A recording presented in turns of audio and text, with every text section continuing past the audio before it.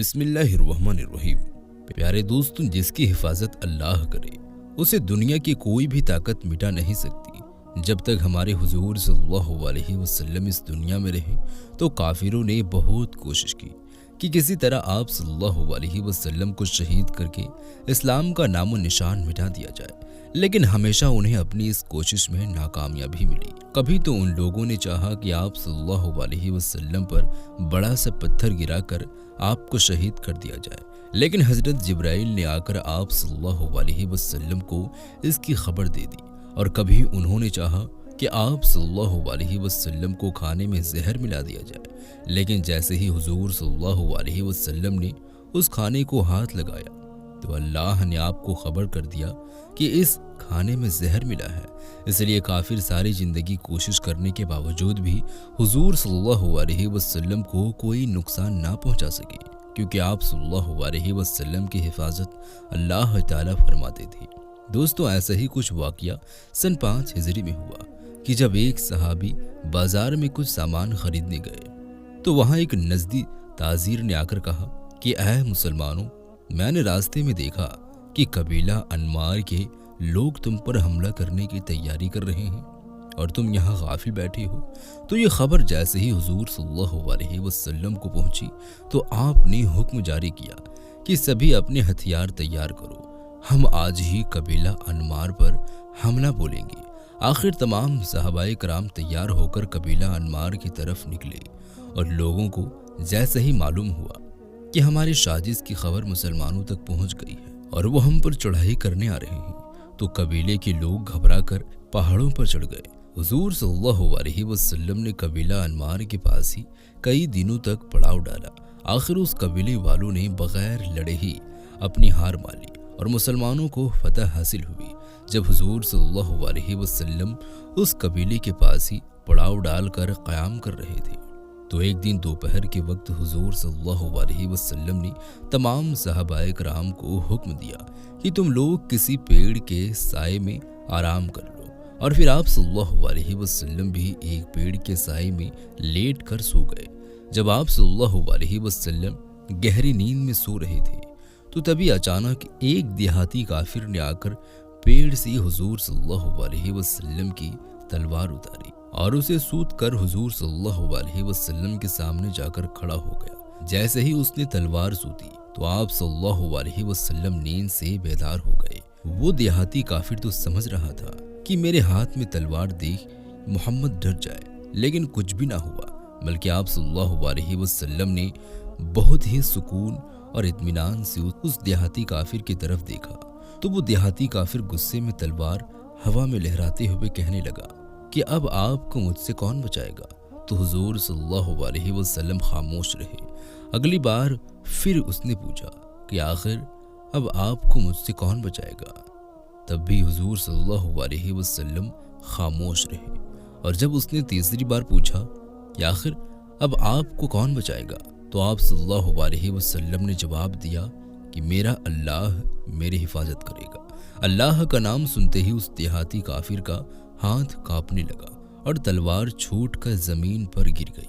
حضور صلی اللہ علیہ وسلم نے آگے بڑھ کر تلوار اٹھائی اور پھر اس کافر سے پوچھا کہ آخر تمہیں اب مجھ سے کون بچائے گا؟ تو اس دیہاتی نے جواب دیا کہ مجھے پورا یقین ہے کہ آپ نیک اور اچھے انسان ہیں۔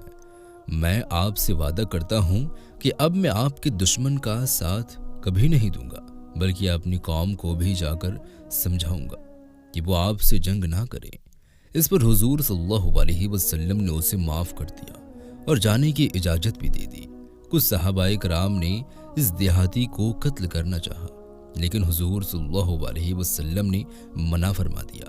آخر جب وہ دیہاتی اپنی قوم میں پہنچا تو کہنے لگا کہ میں اس وقت ایک ایسے انسان سے مل کر آ رہا ہوں جو ساری زمین پر سب سے بہتر ہے۔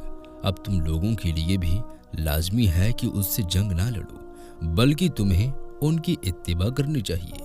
لیکن قوم کے لوگوں نے ان کی ایک نہ سنی۔ اسی طرح ہجرت کے موقع پر بھی ابو جہل نے پورا پلان بنا لیا تھا کہ حضور صلی اللہ علیہ وسلم کو ہر حال میں آج ہی کی رات شہید کرنا ہے، لیکن وہ ناکام رہا۔ اس نے پلان بنانے میں کوئی کسر نہ چھوڑی۔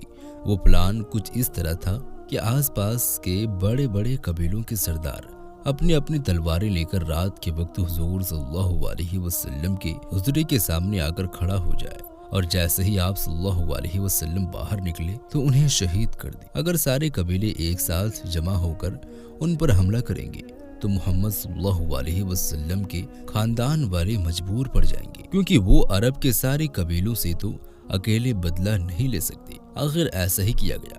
اس رات آس پاس کے قبیلوں کے سردار تلواری لے کر حضور صلی اللہ علیہ وسلم کے حجرے کے باہر آ کر کھڑے ہو جائے۔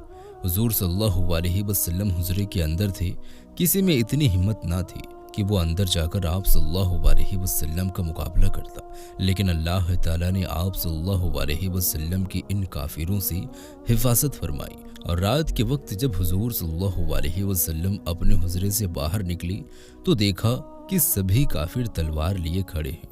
اللہ تعالیٰ نے ان کافروں کی آنکھوں میں پردہ ڈال دی، اور جس کی وجہ سے حضور صلی اللہ علیہ وسلم ان کی آنکھوں کے سامنے سے باہر نکل گئے، لیکن ان میں سے کوئی بھی آپ کو دیکھ نہ پایا۔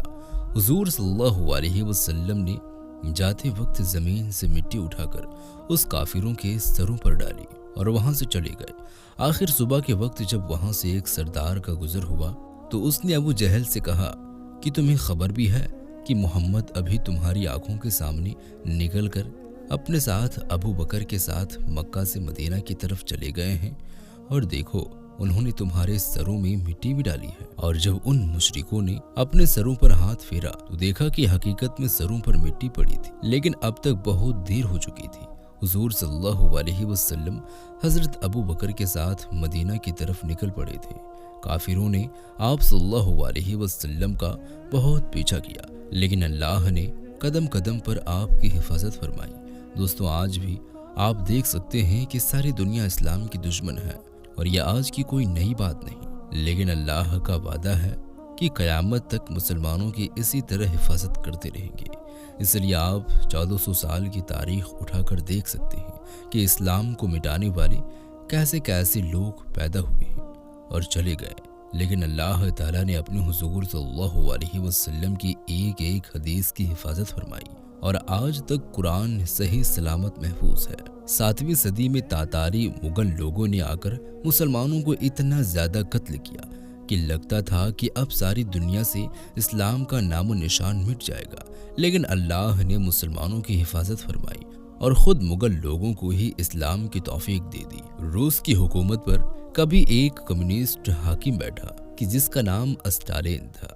وہ مسلمانوں کا اتنا بڑا دشمن تھا کہ اس نے اپنی زندگی میں 5 کروڑ سے زیادہ مسلمانوں کو قتل کروایا۔